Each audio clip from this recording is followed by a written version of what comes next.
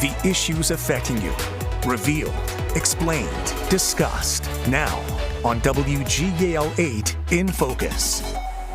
Hello, I'm Susan Shapiro. Tonight we're looking back at the escape and manhunt of Danilo Cavalcante. We're talking with a newspaper reporter who just wrote a book about it and one of the U.S. Marshals who was on the scene. In the summer of 2023, the nation was glued to the search for Danilo Cavalcante, a convicted killer who escaped from the Chester County Prison. We are going through every nook and cranny, responding to every tip that we get in. News 8 was among dozens of media outlets covering the hunt. Cavalcante was serving a life sentence for murdering his ex-girlfriend when the 5-foot-tall Brazilian crab-walked up a wall at the prison to freedom. He went on the run and was spotted on camera at various locations. He broke into homes and at one stole a gun, filling the community with fear and uncertainty. After 2 weeks, officers found Cavalcante in the northern part of Chester County when an aircraft picked up a heat signal. Officers and a canine closed in. They were able to move in very quietly. They had the element of surprise. Cavalcante pleaded guilty to escape and was sentenced to 15 to 30 years, in addition to his life sentence. Joining us now is Bruce Malday, a Chester County resident and former newspaper reporter who's written the book on Cavalcante's 2-week escape and capture called A Killer at the Door.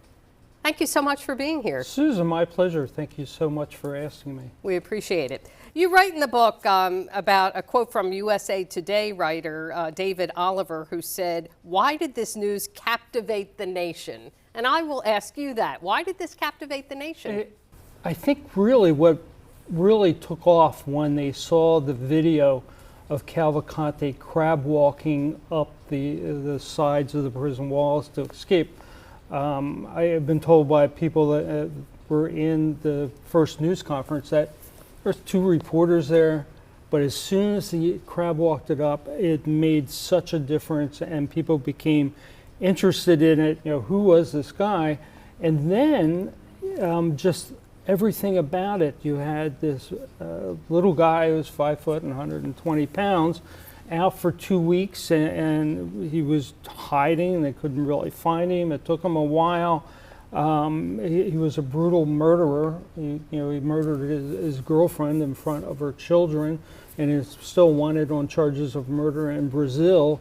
So you had this guy running around and couldn't catch him, and the way he escaped, I think, just sparked the imagination. Yeah, it went viral, that's for sure, the crab sure walk. did. You did write about it was a brutal murder. I didn't realize how public this was, too, outside on, It's really strange. visibly to everyone. Some people around the prison didn't really know who he was, even though his murder trial was just weeks before his escape.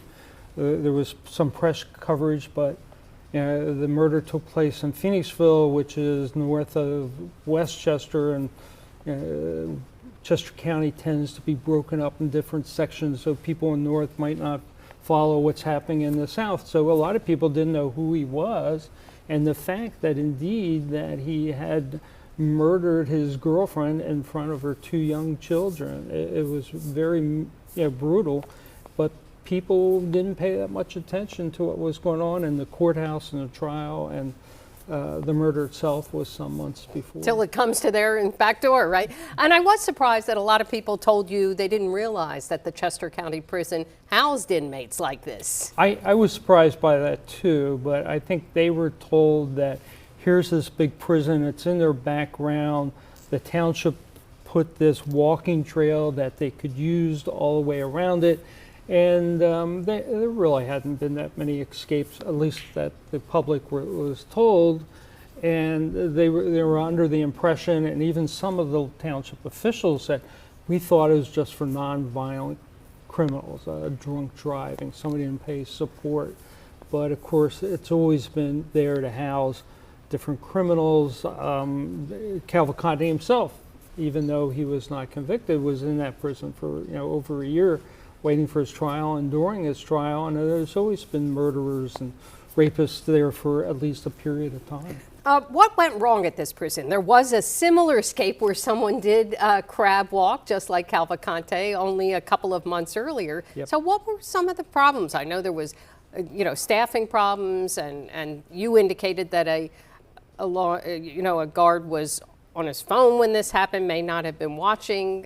What do you think went wrong? Susan, you got into a really good layer. This book is just so many layers of this.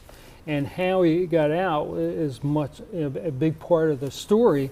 You had the county government, who, of course, most governments don't want to spend money unless they don't have to, and the prison has been neglected. It was tough to get prison guards. I think it was at least 50% understaffed with the prison guards, which meant it was a lot lax. The county government, the commissioners were not happy with the old prison warden, and the first day of the new warden was the day of the escape. Yeah, so right. You can't really blame him, but he was there before. There was a study. A whole host of problems there was may a have led to whole this. host Do you of think problems. they've made the appropriate changes at this point I to think prevent they've this from made- happening again? Made some of them. I'm told that there's some of the physical with the fences up and additional barbed wire, and supposedly they've got some of the TV stations or cameras so they can watch it. Even though they had a camera there during the escape and was shown, that's how they found him crab walking. Right. And they have enough people to watch the camera at the time, and from what I'm told, they still have staffing problems, that it's still understaffed. All right, Bruce, stay with us. We'll talk more about cameras and how they captured Cavalcante during his escape, and we'll talk about some of the people you spoke with.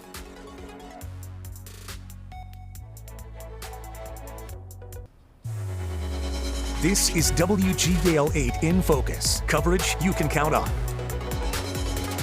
We continue our conversation with author Bruce Malday, who's written a book about the 2 weeks that Danilo Cavalcante was on the run in Chester County. Yes. It is hard to believe it was that long a period of time. What do you think about the time frame there, and in terms of folks you talked to, what were they telling you about what they were feeling during that time? There were so many that were so afraid. Their whole lives were disrupted, that the police, which they had to do, had streets all cut off, cars were being searched, schools were shut down, so they didn't know what to think. And of course, every time they saw somebody, a stranger, they called the police, and then there would be searches, and businesses were shut. There's a gas station fairly close to the prison, and the police used that as a main focal point, and they were shut down for over a week. And so this really had an economic impact, didn't it? I've been asked about what was the cost, and people won't give a definite number, but the Pennsylvania State Police reported they had $5.5 million just in overtime. And from talking with people, the best estimate I've gotten is about $20 million once you look at the lost revenue. Longwood Gardens was shut down. Brandywine River Museum of Art was shut down for a little bit. That Ford gas station, all the disruptions. And you look at the cost, they had helicopters and planes up in the air just about every day. And you know what that cost is to keep them in flight. The U.S. Marshals Service had a lot of people in. The FBI brought people in. The Border Patrol. There was humongous amount of manpower, and think about feeding them. The Longwood Fire Company did a great job of coordinating the feeding. They go to a local Wawa or Walmart, and the fire chief told me that he'd drive the ambulance, and in the back of the ambulance, pick up donated food and bring them back. But just the whole logistics, because it wasn't an 8 to 5 search, it was a 24-hour a day. And they had to have command posts, and they took over one of the firehouses nearby because they had some parking and enough room that they could bring in all the different officials from the different police departments. This had a tremendous effect on the whole community. And really had a long-lasting effect on some people, didn't it? It did. It did. I talked with people, and actually when I started the book, I received an email from my grandfather, who said, "You need to talk to my daughter because my grandson is still afraid every time he hears a helicopter because it was up there 24 hours a day, and his life was infringed. He couldn't move around. He couldn't go to school. He couldn't play with his friends. He had to stay inside." I had an adult tell me, months after the escape, that every time he hears a helicopter, he does a little flinch too to see what's happened. So there is that long-term effect. You wrote about one family where he went into their home and stole some food, I think, and some clothing. And a knife. And they didn't know exactly what he took. It was an amazing story.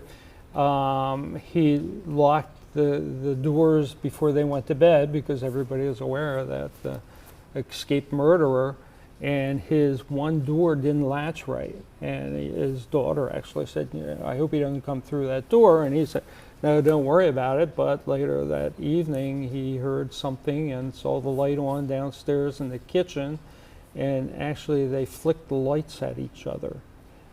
He wanted to let him know that I'm there, and he thinks Cavalcante was saying, "Stay upstairs," and they never really met.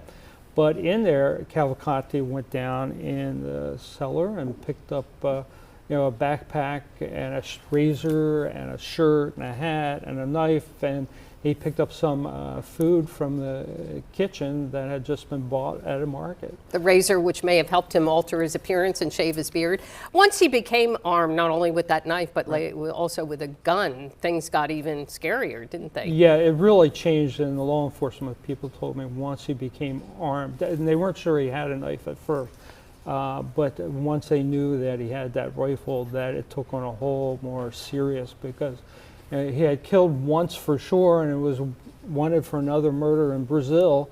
And Cavalcante, after he was captured, said, I wasn't going to shoot anybody, but I don't think there was a policeman that really believed that, and you couldn't believe him. And actually, when they finally had him surrounded, he had the rifle next to him and was trying to get it when Yoda, the canine, came in and clamped him down, and they got him into custody. So he was very dangerous.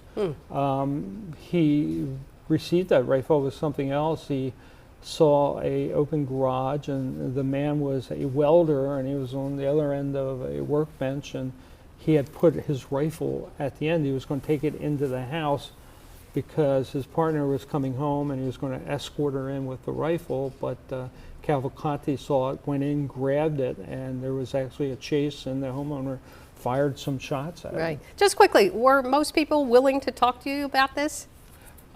People in the neighborhood, yes. They were upset, disruption of their lives, what went on. Some of the people, the officials, were not.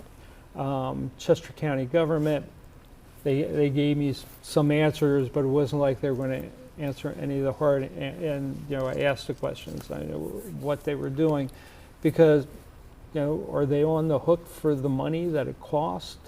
I'm told that the fire chief, and along with fire company, was never reimbursed, right? Reimbursed for a lot of money. Well, stay with us, because we are going to talk to one of those officials. We have a U.S. Marshal joining us who was involved in the manhunt.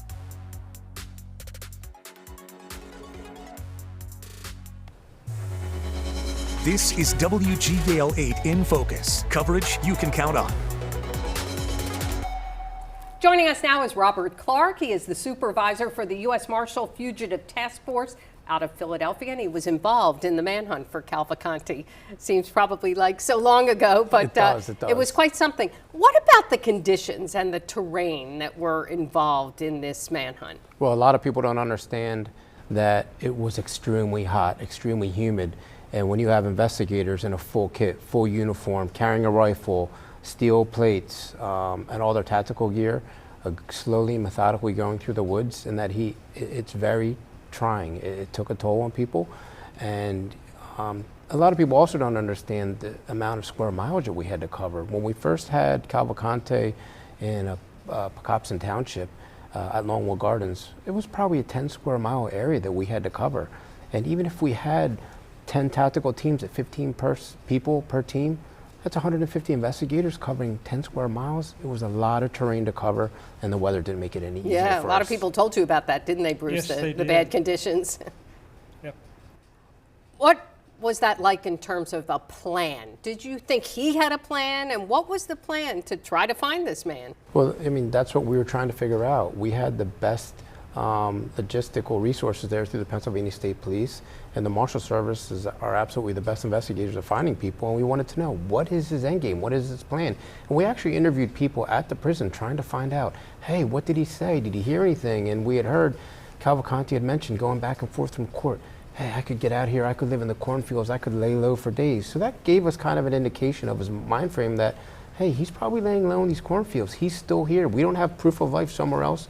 So we figured that he was still in the area until we caught him on the trail cams, and that just proved our theory was right. Yeah, that was something, those trail cam photographs that you have shown in your book. It's in the book, yeah, but he did not have any help getting out. Apparently, he acted alone. He really didn't know the territory, because once he escaped, and it took him an hour or two to realize it, he could have been in a different state that was pretty close to Delaware and Maryland, but he just didn't know the terrain. And that was And one in of the our long run, biggest he didn't fears. get very far. Correct, and that was one of our biggest fears, that he was going to head south and be in Delaware. We would have had to take the resources of the Marshal Service down to Delaware and start it all over again with the Delaware State Police. Another thing that we were concerned about was we don't have an extradition treaty with Brazil, so we were under intense pressure to make sure he did not get out of the country, because if he made it to Brazil, he was not getting extradited back to the United States as a Brazilian citizen. So there were a lot of things in play that kept us on the gas pedal. And like I said before, no better agency to partner with than the Pennsylvania State Police and our experienced investigators from our task force out of Philadelphia. We talked about him becoming armed. Obviously, it got much more serious when that happened. That was a game changer. I'd mentioned in many interviews we were playing a game of tactical hide and seek at first, but when he went in and obtained that firearm, I had thought there was going to be a high likelihood there was going to be some type of deadly force needed. Fortunately, there wasn't, but it was an absolute game changer when he got that rifle. Does that make you kind of angry, thinking this guy's kind of getting one over on us? Well, it made us angry. We couldn't catch up to him. We knew we had him contained in a perimeter over by Longwood Gardens, and then he got desperate. He had made the comment after we interviewed him that there was just too many police officers. Every day was more and more officers around, and we were getting him out of his comfort zone, which is what we wanted to do. We wanted him out of his comfort zone, and we wanted to make him move and make a mistake. And I think Lieutenant Colonel Bivens said that. That's exactly what we did.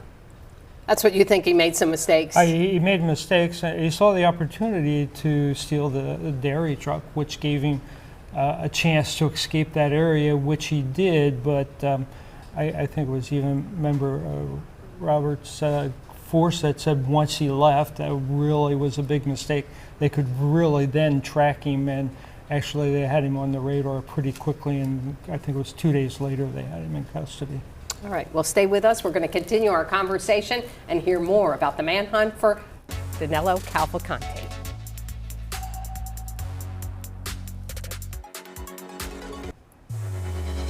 This is WGAL 8 in Focus, coverage you can count on. We continue our conversation with Robert Clark, who's a U.S. Marshal with the Fugitive Task Force out of Philadelphia and was involved in this manhunt. I know it's hard to say, Monday morning quarterback. Did you think it would go on that long? I knew we were going to get him. It was just a matter of when. We had the dream team of investigators out there with members of our Fugitive Task Force out of Philadelphia, with the leadership of Lieutenant George Bivens of the State Police, who has had experience with these manhunts before. It was just a matter of time. And, we had so many resources come from other law enforcement agencies. We actually had to turn helicopters and planes away because we had so many on schedule. We didn't need any more flights run. We had tactical teams coming to us wanting to participate. And it was just an amazing turnout of law enforcement officers coming together for the common cause of capturing a dangerous individual. Yeah, what do you think you learned from it? Every time we have these large-scale manhunts, we take away something to make ourselves better. In this case, I think we learned that having organization and having the different levels of law enforcement on the state, local, and federal level work together, when we all work together, there's nothing we can't accomplish. And I think even Governor Shapiro said this is how law enforcement should work. Everybody working together with a collaborative goal, and that's exactly what happened in this case. 14 days may And it seem turned a- out peacefully, you know, right? without 14 any days kind of- may seem a lot to some people, but to us it was pretty quick. Were you hindered by anything? I know there was some, vigilanteism, people showing up, people on social media putting out, various rumors and so forth. We saw a lot of that, bloggers coming out, people on social media coming out. I think the state police did a good job keeping them at bay. What I can tell you is that the residents of Chester County, just extremely supportive out there. They were coming by our command center, dropping off cases of water, dropping off pizzas, hoagies, food, cooking for us, dropping off stuff for the dogs, the canines, sending letters of appreciation. And that was really uplifting to us because we had been out there 14 days over the Labor Day weekend, working 16 hours a day. We just couldn't thank those residents of Chester County enough for enduring this manhunt. And what do you think about the fact he was captured and the dog certainly helped the Right, canine, right. and The he's canine. now back behind bars. Yeah, I mean, everything in the end worked out well. I don't want to say it was the perfect scenario because he did slip the perimeter the first time, but I think everything went extremely well as planned. We had a proactive plan. I think the state police did a phenomenal job. Lieutenant George Bivens is an exceptional leader. I learned a lot from him, and I'm really grateful to have had the chance to support this operation. Yeah, any thoughts there? I know there was a lot made of the photo taken with him and the whole group of law enforcement. Any thoughts on that? No, I mean, he addressed that. He didn't have a problem with it. That's something that was dealt with the state police. I know those guys deserve all the credit in the world. They worked long, hard hours. There was a photo taken at the end, and it is what it is. We got the job done. Nobody got hurt. I know the residents of Chester County were appreciative. And again, the Marshal Service is the best in the world of finding people. Well, glad to hear. Glad you were involved. Thank you so much. Thank you Appreciate for your having me. time I and appreciate it. your efforts out there. Thank you, Susan. Appreciate it. Thank you for joining us for WGAL 8 in Focus. For all of us at WGAL, I'm Susan Shapiro, and join us again next Saturday night at 7 o'clock for WGAL 8 in Focus, right after NBC Nightly News. And you can watch each episode of In Focus, plus WGAL's latest newscasts, original programming, and more. Just download the Very Local app and stream for free on Roku and Amazon Fire TV.